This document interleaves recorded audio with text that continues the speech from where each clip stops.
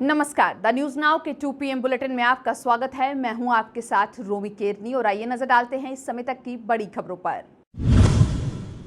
दक्षिण कश्मीर के पुलवामा जिले के गंगू के पास सर्कुलर रोड पर सीआरपीएफ के काफिले के पास विस्फोट होने से एक जवान घायल हो गया है। एक वरिष्ठ पुलिस अधिकारी ने कहा है कि सीआरपीएफ के काफिले के पास ब्लास्ट हुआ, जिसमें सीआरपीएफ के एक जवान को मामूली चोटें आई हैं। उन्होंने कहा कि मामले की जांच की जा रही है। इस बीच पूरे क्षेत्र की घेराबंदी की गई है। हमलावरों की तलाश जारी है। जम्मू कश्मीर के करगिल और लद्दाख में भूकंप आया है। रिक्टर पैमाने पर इस भूकंप की तीव्रता 4.7 रही। मालूम हो कि पिछले कुछ दिनों से घाटी में कई बार भूकंप के झटके महसूस किए गए हैं। हालांकि अभी भी तक किसी भी प्रकार के जानमाल के नुकसान की खबर सामने नहीं आई है।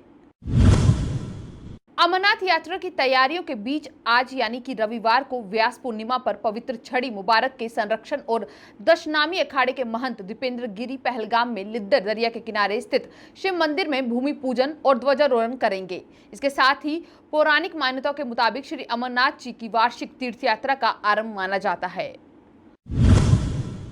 देश में एक दिन में कोरोना वायरस के संक्रमण के सर्वाधिक 24,850 नए मामले सामने आने के बाद ही कोविड-19 के कुल मामलों की संख्या बढ़कर 6,73,165 पर पहुंच गई है।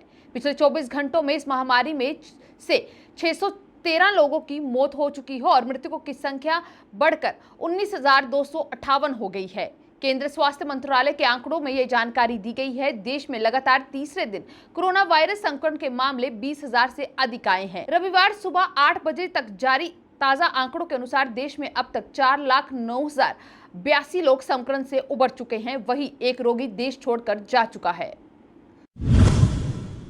दिल्ली में कोरोना संक्रमण के हालात बीते दिनों की अपेक्षा बेहतर हो रहे हैं। संक्रमण से ठीक होने वालों का दर यानी रिकवरी रेट भी बढ़कर 70% हो गया है। इसे लेकर मुख्यमंत्री केजरीवाल ने आज सुबह ट्वीट कर बताया कि राजधानी में धीरे धीरे हालात नियंत्रण में आ रही हैं।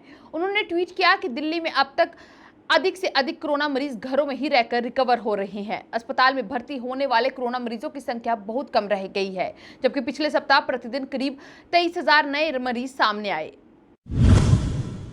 प्रधानमंत्री नरेंद्र मोदी ने आज यानी रविवार को केंद्रीय मंत्री और लोक जनशक्ति पार्टी के नेता रामविलास पासवान को जन्मदिन पर बधाई दी। मोदी ने कहा कि पासवान का प्रशासनिक अनुभव और महत्वपूर्ण नीतिगत मुद्दों को लेकर उनकी सोच सरकार के लिए एक अहम पूंजी है। प्रधानमंत्री ने ट्वीट किया, मंत्रिमंडल को मेरे वरिष्ठ सहयोगी श्री रामविलास पासवान जी के उनके जन्मदिन की शुभकामनाएं।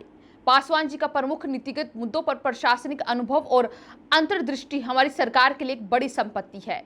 सामाजिक न्याय के लिए उनका योगदान बहुत ही महत्वपूर्ण है। मैं उनके लंबे और स्वस्थ जीवन की कामना करता हूं। इसके साथ साथ ही उन्होंने बुद्ध पूर्णिमा की भी बधाई दी। अमेरिका के राष्ट्रपति डोनाल्ड ट्रंप ने कहा कि अमेरिका भारत से बहुत प्यार करता है। साथ ही ट्रंप ने संयुक्त राज्य अमेरिका के 244वें स्वतंत्रता दिवस के अवसर पर प्रधानमंत्री नरेंद्र मोदी को बधाई देने के लिए धन्यवाद दिया। अमेरिका में 4 जुलाई को स्वतंत्रता दिवस के रूप में मनाया जाता है। इस दिन सन 1776 में अमेरिका के ग्रेट ब्रिटेन से स्वतंत्रता मिली थी। इस दिन अमेरिका को में अवकाश रहता है और करोड़ों अमेरिकी इस दिन को पूरे हर्षोल्लास के साथ मनाते हैं। इस समय के 2 PM बुलेटिन में बस इतना ही। आप जुड़े रहें द न्यूज नाउ के साथ बाकी अपडेट्स के लिए।